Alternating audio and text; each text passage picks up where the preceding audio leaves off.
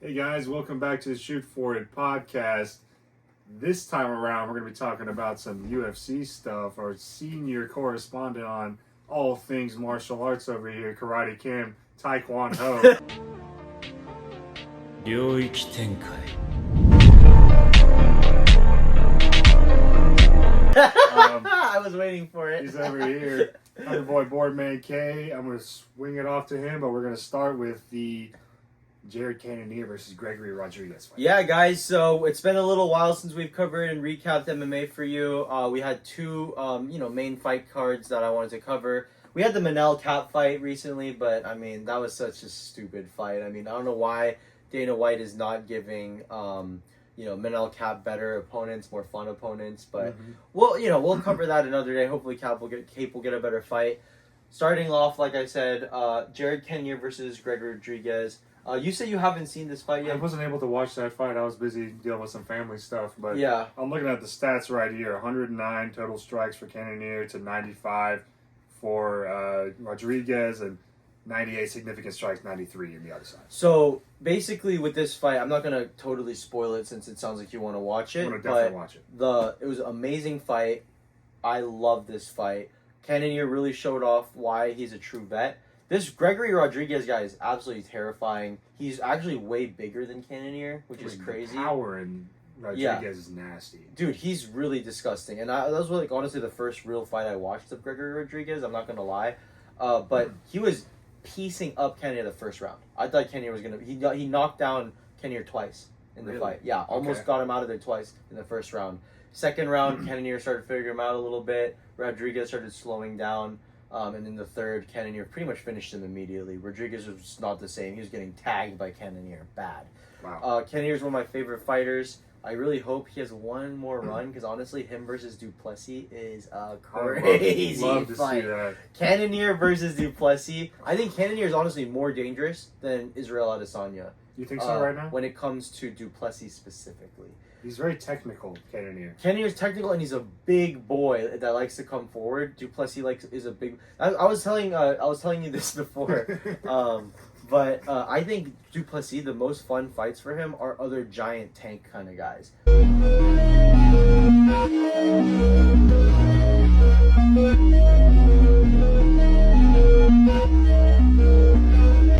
Guys like Marvin Vettori, Jared Cannonier. Who else am I thinking of? Who else like a tank kind of guy? Paulo Costa. Any of these big boys, I feel like with Duplessis would be a slugfest. I think so too. I mean, I would love to see Cannonier versus Duplessis. One more crack, man. He's 40 years old. I mean, he's been right there on the doorstep, knocking. Like, hey, I'm here. Don't forget about me. Where's my chance? He had one title fight against Izzy, and it was a close one. Izzy was, winning by points, but Cannonier wasn't even really hurt in that fight. Right. So I'd like to see him have one more crack. Great fight, great win. Actually, I would love for you to watch it and tell me what you think.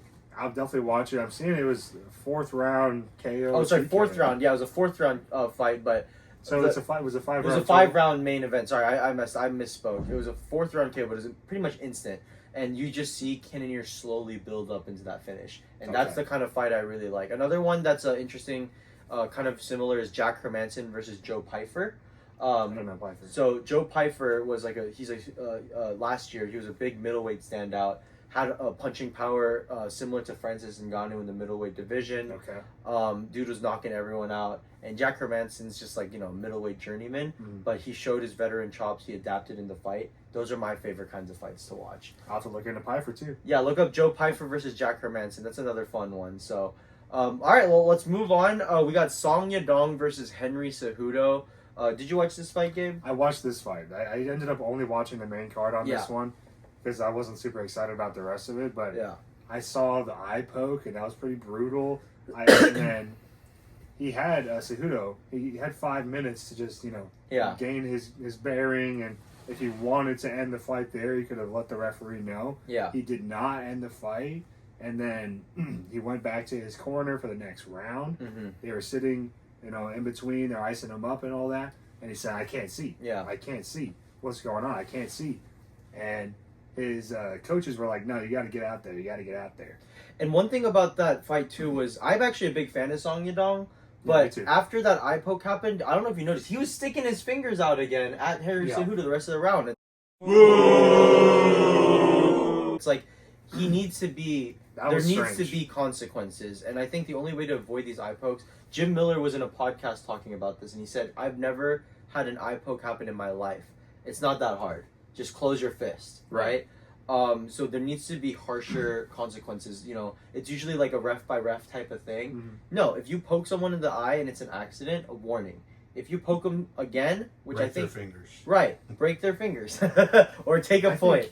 You must make sure that you do not appear here again. Bailiff, whack his pee-pee. I think every time you poke someone in the eye, there should be a fine. Yeah. I mean, I don't know if you're saying on the second one. I'm saying the first one. Yeah, if okay, it's you're intentional. right. Maybe like if it like 100% looks intentional, but like you're saying, Yadong he got his fingers back out. In the UFC gloves, the newer ones, they kind of encourage you to close your fists, right? Right. That's what I've heard. It's well, they're going. I think they went back to the old gloves. Oh, did they? Yeah. Okay. Well, anyways, like you're saying, he ended up putting his fingers back out. And then after the fight was over, he was like acting like, "Oh my god!" Yeah. You saw that, right? Yeah. He felt like he seemed like he was like, "Oh my god, how could that have happened? It was a total accident." But he got his fingers right back out there. Yeah. So I don't know if it's a boy who cried wolf or what type of situation. Yeah. But I feel like Cejudo never should have come out of retirement. Yeah, I mean, overall, Cejudo looked like he had no answers. He couldn't take Song Yadong down once. Song Yadong looked like he was patient, about to win anyway. Mm-hmm. That being said, now that you said that, now that I'm thinking about it, if it's clearly unintentional, and I mean clearly unintentional, like maybe you're grappling and like you just swing your arm weird and like it grazes your eye. It's like maybe that's a warning. You gotta hold on the wrist and it accidentally slips and it does. But if it's clearly your fault because of negligence or on purpose, like you're just sticking your fingers out or something like that, immediate point. That's just ridiculous. Immediate point. And I mean, I saw like the clips of it.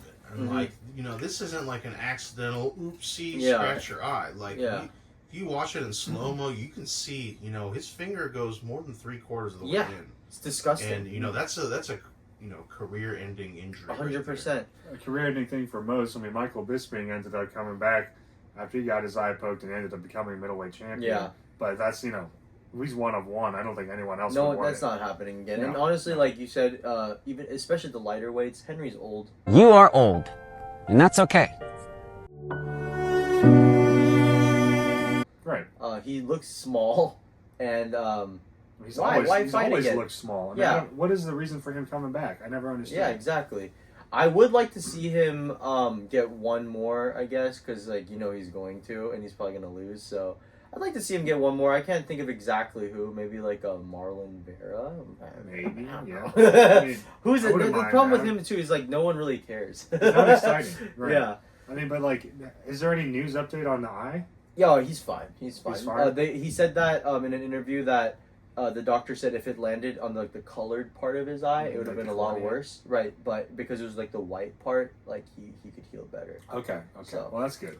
Yeah, I think Song Yadong and him could even run it back, but I want to see Song versus like more of the top guys. I want him to really get up there because he's a beast. He's a beast at that weight for sure. He really is. He defended a gold medalist wrestling, nullified it pretty much. So I mean, the speed and explosion from Yadong is insane. Bigger and faster he was bigger and faster than Henry, which is crazy. Easily. Crazy, especially at the advanced age of Cejudo. So. Yeah, we'll see what the future is for Cejudo, but Yadong, he's up in the rankings. He's up in the rankings. He's going up. Well, now that brings us to present day. We got your favorite fighter. You're wearing his shirt. Sir, Mr. We got Poatan the Poatan himself. card. Before the Poatan fight, though, we got Rafael Fiziev versus honestly, Justin there's a few Gaethje. fights I'm a little interested in. Okay, well, what if you don't what mind, else you got? Right? No, absolutely. So Bobby Green, he's the type of guy. He's a long-time UFC. He's in the main card. Mauricio Rugby, yeah. I mean, we could talk about Curtis Blades and the newcomer. I don't know. Rizvan Kuniev. I don't know. But Curtis Blades, he got demoted to the prelims, even though he's number 5 ranked in heavyweight. Does that prove how weak heavyweight division is? Or is that just because Blades is kind of boring to watch? Well, okay. Well, why don't we go down one and talk about the Curtis one really quick, just because you asked me that question. Just to give you guys a little background on this fight. Curtis Blades, not really need an introduction there. Top 5 UFC, perennial heavyweight contender. Fantastic wrestler. Rizvan, though, interestingly, big. He was, I believe, in the PFL, and he was going against Ferreira. I think he's a wrestler of some kind. Ferreira is nice, too. Yeah, it is really interesting that he's going against Blades as his debut. But the most interesting thing about this Kuniev guy, and it's even more interesting that the UFC signed him, is he is a blatant steroid cheat. Really? He was tested very recently, and he got found with 4 separate steroids. And this is not like, tainted supplements or, I took a vitamin and was on that list. No, 4 known, like he was cycling hard, like hardcore. This is the body.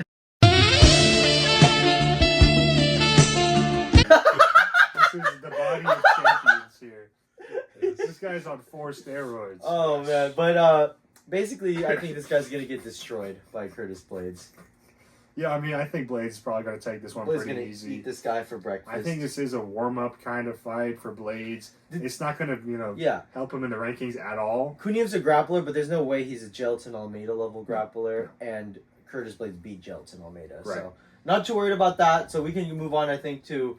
no one's going to call Bobby King Green. I just wanted to point out that he's, number 5 in the heavyweight. He's on prelims. I think that's funny. King Green, can we just call him Bobby Green? In fact, I saw MMA Guru call him Robert Green. Robert Green. I like that. There we go. So, Robert Green versus Mauricio Ruffy? Yeah. What do you got, Gabe? So, I mean, Ruffy is out of the Hoofy. I don't know if it's Brazilian. They pronounce their R's weird. But he's fighting out of the Fighting Nerds camp, and from everything I've been hearing, he's kind of described as the most diverse striker out of the Fighting Nerds. I think he's probably the second best out of the Fighting Nerds behind Carlos Prates. I think the potential for Prates is unlimited, but getting back to Ruffy, going against a seasoned veteran like Bobby Green, no one's calling him King Green. I don't even know why he changed his name, but, these are both pretty experienced guys. Ruffy's, not like heavily favorited in this fight. I wouldn't expect the odds are not even out yet, but I would expect him to be an underdog in this fight. But I want to see. I think the last time I saw, King Green was actually a heavy underdog. Really? Yeah. Ruffy is a heavy favorite, actually. I don't know. I mean, which I don't agree with. I don't agree that she should be a heavy favorite. I don't agree. It should be close, I think. But I want to say that Ruffy's going to win this. He's only 11-1. Not on the UFC website, but on DraftKings, I think. I think he only has a handful of fights in the UFC. This is like his 7th or 8th fight, but Bobby Green has had 20 plus fights in the UFC. Yeah, it's gonna be this is a 50-50 pick'em in my opinion. I was talking to Gabe about this. I'm still holding out the exact hype of the Fight Nerds. We don't have a Fight Nerd champion yet. No. And none of them have really been an established top 5 name yet. They're all young up and comers. So to me, I'm not saying they're not hype. I'm just saying I need to wait a little bit more to see. I mean, if y'all are not familiar with the Fighting Nerds, like after the fights, if they win, they put on these glasses with the tape around the nose part, and they all take a picture with the whole camp. It's kind of corny. It's kind of gimmicky. But it works. People know who they are. And, if Ruffy or Prates gets up in the rankings and make a splash, that could really validate this corniness. And, we'll see. I'm going with Ruffy for this one, but Green is a seasoned veteran.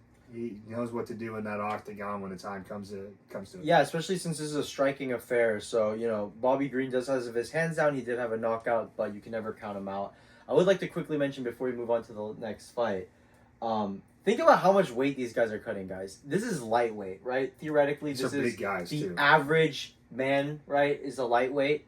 5'11", 5'10", 170 is not an average, man, right? That's a little bit above average. And think about flyweights. Flyweights are the lowest class, right? They're 5'5", 5'6". That's an average guy. Yeah. Average guys are 5'5", 5'6". So all of these fighters, keep in mind, they are cutting a lot of weight.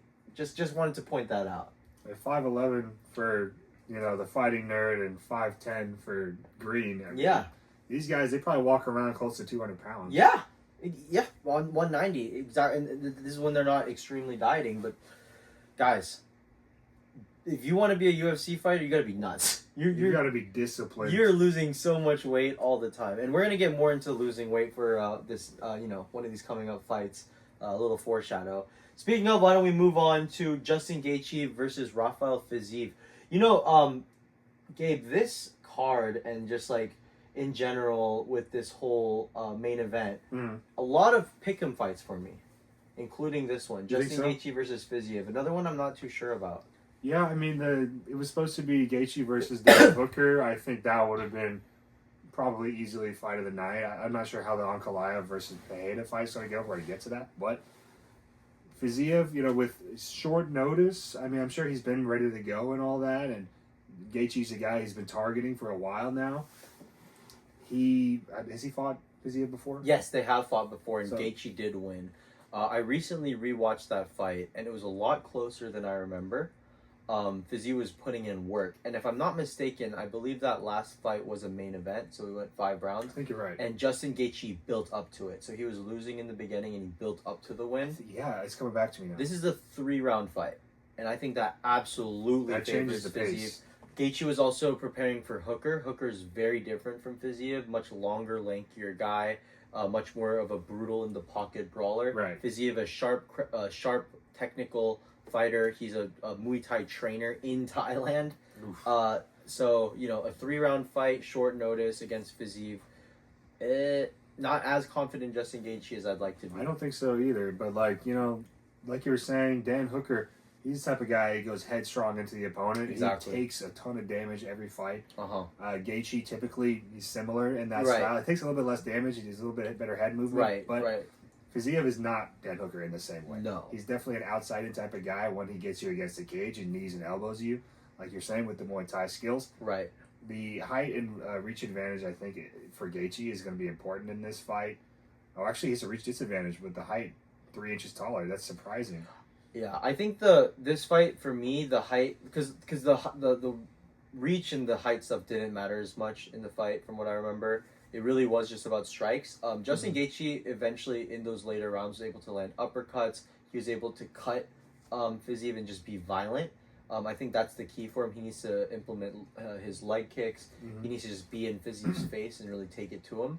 Because if he fights like he did in that first fight, I think he's going to lose. I think so too. I mean, it's only 3 rounds. You can't rely on the gas tank for Gaethje this time around. You got to be ready to go Balls to the walls right away. Yeah. Right away. So, well, I mean, that's kind of what Dan Hooker does, though. I mean, true. The high intensity right out the gate. He's been prepared for that. And it's Justin Gaethje. You can't count him out. The dude's an animal. You know, perennial contender as well. Nick, do you have any notes about this by chance? No? Yeah, I mean, it's a hard fight to call. This could go either way. Yeah, it really could go either way. But you know what? Just so that I can say that I've made a prediction and I'm not on the fence, I am actually going to go with Fiziev. You think so? I think it's going to go Fiziev by decision. I think, you know, based on the experience and the short notice of, you know, Fiziev, like, you know, Gaethje is planning to fight a totally different guy. Oh, also keep in mind, Fiziev wasn't just like, you know, on the couch to slob. He's always ready to go. He was actively training for a Gamrot fight. Okay. So he was training actually for a fight. They just put him in because Justin Gaethje had a last-minute cancellation opponent. This is a rematch. He's out for blood. Yeah. I think I might have to go Fiziev too. I don't think it's going to be a finish just because it's only a 3-round fight. I think Fiziev first 2 rounds and then Gaethje that 3rd round maybe so. Yeah. It's going to. I mean, it's not like I want to see people getting hurt, but I'm predicting there's going to be some damage in this fight, but not a finish. All right. Well, there you guys go. We got our final fight before we call it a conclusion. Oh, let's go!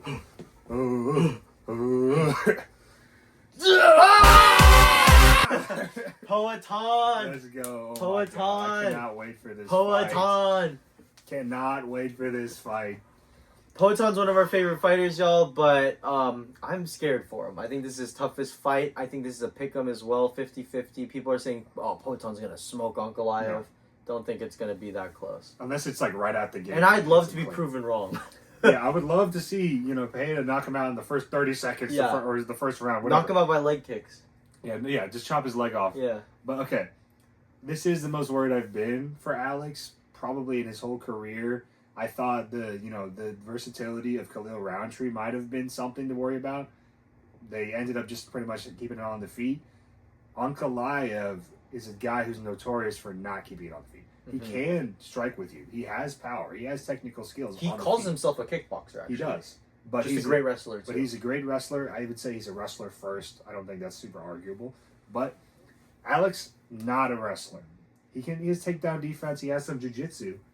But he's a black belt. Black belt, yeah. Honorary black belt. They got it out of the McDonald's box. Got a Happy Meal black belt over there, but you know, black belt by knockout, submission by knockout, submission by knockout. Man, I like that.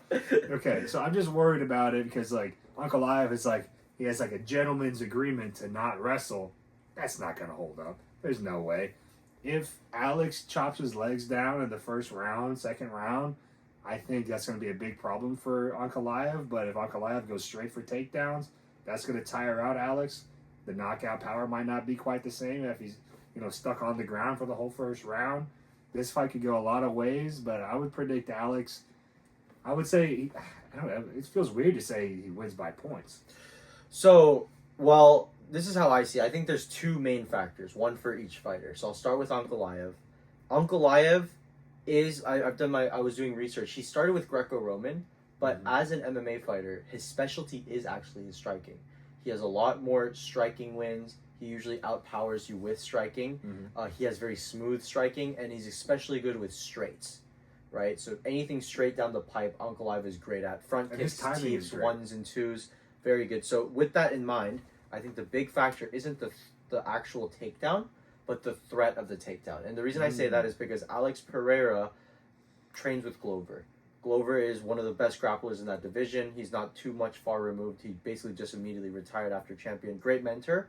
But just that threat of the level change, as we saw with the Khabib-Conor fight, is enough for maybe Ankalaev to set up a straight down the pipe. A level change quick too, something like that. And it could catch Alex because Alex is just so ready for, defending that takedown. So that's my main factor. I think... well, I just want to say my counter-argument to that, if, the threat of the takedown is so serious, which it is, he's going to keep his distance. Yeah. And Alex thrives at a distance. He's an outside-in striker. That's true. I think the only way if that would work, with your point, is if Ankalaev is aggressive and chain wrestles aggressively. It's not going to work if he's just on the outside and then tries to blast in with like a level change. That's not going to work. It has to be a constant part of his game plan. But even if he doesn't get those takedowns, I can see him catching Alex with something using that threat. Okay, yeah. If that makes sense. Just keep his eyes. I can see Ankalaev winning with a knockout or catching rather than a grinding, because I think that Ankalaev is just going to use the wrestling as an excuse to get in close. With Alex, I think the main thing is one thing: leg kicks. People say getting hit by an Alex leg kick is like getting hit with the back part of a hammer. It's the hammer! He's real! Dudes, take my picture! Oh no, bro! If Jan Blachowicz is able to land that many leg kicks, you land half that many with Alex, you're toast. Your leg's toast. So I think the leg kicks are the key to Alex. Just stay patient. Let Ankalaev come to you to catch him with that classic left hook, and just keep chopping at that leg for a couple rounds, and I think Ankalaev is going to be toast. One thing, though, that I didn't mention that we need to discuss, Ramadan. Right, yeah, it's Ramadan has started already, and, this is going to be a really tough challenge for Ankalaev to just show up to the fight, and, I don't think cutting the weight is necessarily going to be as hard because he can't eat and drink, but he's not going to have the energy to burn all that water out of his system. And his rehydration schedule is going to be all whack. Yeah, unless the UFC, makes it different just for him. But I can't see them doing that. I don't see. Yeah. It's like, by the time this fight starts, it is the main fight. This is a regular time, 9 p.m. Central start time. Yeah. This isn't going to start till about, 11. Yeah. 11:30. Ankalaev probably wouldn't have taken this fight if it wasn't a championship fight. Yeah, I would assume the sun goes down around 7 o'clock. He's going to have an hour or an hour and some change to rehydrate, to get some food in his system. But, is that going to slow him down a little bit? Is he going to feel a little bit bulky? And some Muslim fighters, before their championship fight, they had Ramadan fight experience. I think Islam comes to mind, Bilal comes to mind. But this is Magomed Ankalaev's first training camp and fight during Ramadan in his entire career. Just wanted to mention that. This is a new experience for Ankalaev, and he is the biggest threat to Alex. My question is there a conspiracy that the UFC doesn't want Alex to lose, so they scheduled this? 100%. Tom Aspinall came out with a video recently and said that he wanted to fight John. He literally told the UFC, "You don't even have to pay me," and the UFC really wants to make that fight. This is all from Tom's video, guys. By the way, just watch it. But he said it's all John. John Jones is the one holding it up. So I think what the UFC is waiting for is if Alex beats Ankalaev, right? The UFC has leverage. Then they don't need John. Right now, they need John for heavyweight to unify the belt against Tom, because Tom's going to only fight for championships. It's not fair for him not to. So my prediction is if Ankalaev loses, which the UFC really wants, Alex versus Tom Aspinall for the unified heavyweight championship, and they're going to strip John Jones. What does that sound like for you guys?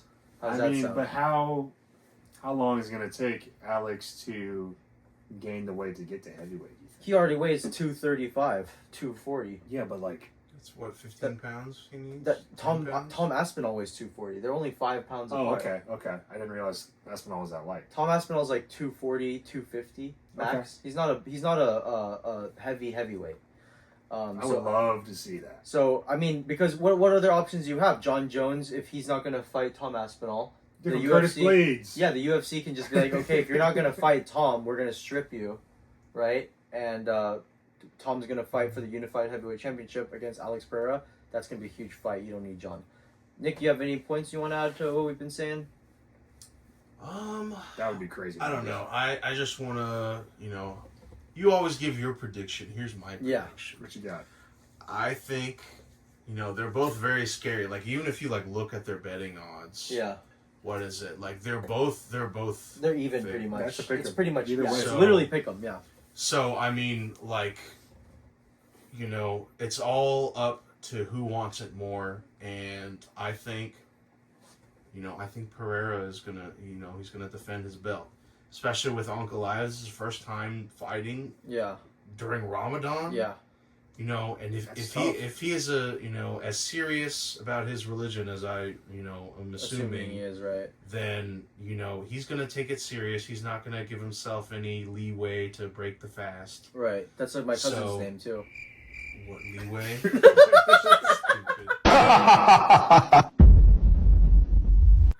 God, bro, this guy. Anyways, I think he's gonna be hindered, and he's not gonna rehydrate properly after the weight. I will say this. I want to say this really quick to your point.